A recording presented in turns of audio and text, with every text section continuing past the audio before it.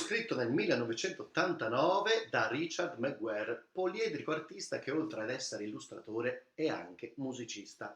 Il libro è edito dalla Lisar Rizzoli e lo potete trovare all'interno della bibliografia dedicata alla Maratona di Lettura 2020 nella sezione Tempi che passano, tempi che scorrono per ragazzi dai 12 a 18 anni.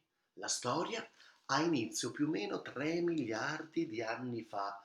Il luogo è sempre quello, un luogo che cambia nel tempo e nel quale ad un certo punto viene aggiunta una casa. La storia però non si svolge in maniera lineare, ma in piccoli fotogrammi di vita vicini e lontani che si sovrappongono e si intrecciano. Ciò che rimane costante invece è la prospettiva fissa dell'angolo di una stanza, vale a dire il salotto. E in questo tempo che scorre e ritorna, quante epoche, quante mode, quante cose, quante persone noi possiamo incontrare. Perché leggere questo libro? Beh, se siete dei curiosoni non potete non leggerlo, lo ammirerete e vi ritroverete a sfogliare pagina dopo pagina per capire che cosa capita, che cosa succede e alla fine forse scoprirete che questo salotto potrebbe essere il salotto in cui vivete.